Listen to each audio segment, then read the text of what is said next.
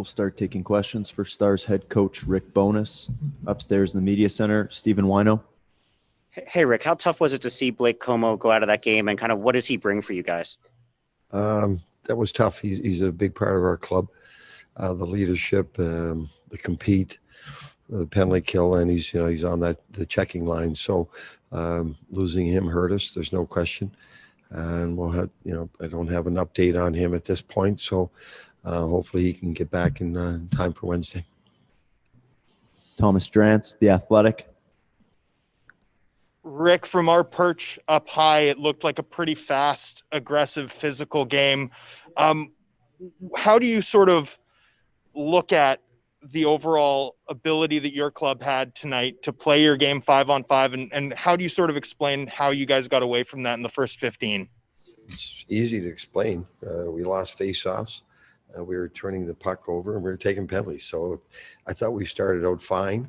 It was an even game up until we started taking penalties, and that's what got they all of a sudden their power play connected with two of their goals went in off of us, but that's going to happen.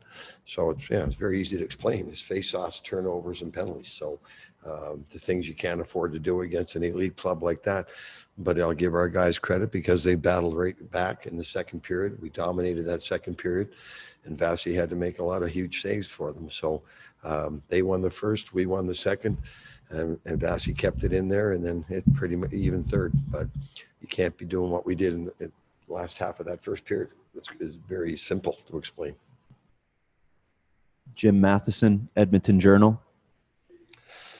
Rick, the two passes from Kucherov, were those just an elite player passing the puck, or did you do something wrong? And especially the second one where he passed it right through your box. That's us. That was on us. Yeah, we did something wrong there. That's the same pass that we're expecting. And we're just very slow reacting to that. We know where it's coming. It's both. Give him credit because he is an incredible passer, and he has great instincts of when to pass it and where to put it. But still, we know it's coming. So that's a little bit on us, and it's a little bit of both, Jim. He made a great play, but when we know it's coming and we're slow to react, then that's a little bit on us too. Take one more in the media center. Juni Nieminen, Helsinki Sanomat. Yeah, hello, Rick. Miro Heiskanen, he is maybe not as prominent in this series yet as earlier in the series, but he's still playing a lot of ice time. What does Miro mean to this team? Everything. Listen, he's an elite player, and he's it's his second year in the league. Usually it takes a defenseman 4 or 5 years in the league to become an elite player at this level. Miro is doing that already. When we're in trouble, Miro gets us out of trouble. We need a big play. Miro makes a big play.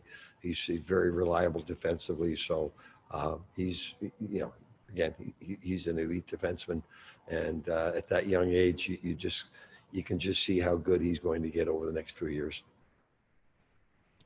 Matt DeFranks, Dallas Morning News.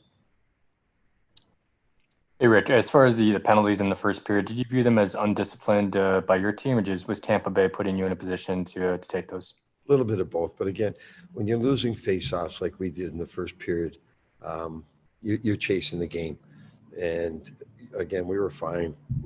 Even though we were losing faceoffs early, we were fine. The penalties got us in trouble. There's no question. So it's a little bit of both. It's a little bit undisciplined. It's a little bit of them coming at us with speed because they've got the puck. And again, we had a lot of unforced turnovers that to beat this team, we need to be better in the face-off circle. We need to manage the puck a lot better. And if we do both of those, we're going to take less penalties. But it starts with that, the face-off, puck management. Then the third part of that equation is you end up too much time in your zone and you're taking penalties. So that's something we talked about before the game. And I thought again, until we got in the penalty trouble, we were fine. Sean Shapiro, The Athletic.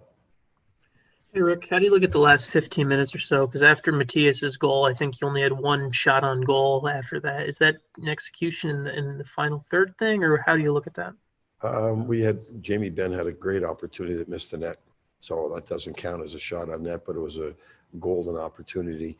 They clamped it down a little bit. we're leaving some offense on the table so it doesn't show up on the shot clock because we're missing nets or not taking the timely shot. So it's something we can get better at. The third period was even, regardless what the shot clock tells you. It was even, but our best chances, you have to put them on the net. We had a great chance there at the end. So yeah, we give them credit. They played it. They shut it down pretty good. They were really good in the neutral zone, and we had a tough time getting through there. So give them some credit. But again, we cannot pass up opportunities to put the puck on the net. But again, we had some good looks. Mac Engel, Fort Worth Star Telegram. Coach, did you give any thought at all to changing your goalie after the first period? No. Listen, that guy's battling. Two of those pucks went in off of us. One hits a stick and goes up, hits a shin pad and goes in. That's not on the goalie. That's just the breaks of the game. So Dobie's been battling, and no, not at that point. And again, we played so well in the second period. We had to win that second period. If we hadn't won the second period, maybe we would have given them a break in the third like we did before. But we played well enough in that second period to make that game 3-2. Dev Vassie was the difference maker. So even then, we knew we had a really good. If we won the second period, we knew we had a good chance to win that game. It was a winnable game for us. We just didn't get that third goal. But again, the score, the way it was going, there was no need to pull them. We had a chance to win that game. Saad Youssef, The Athletic.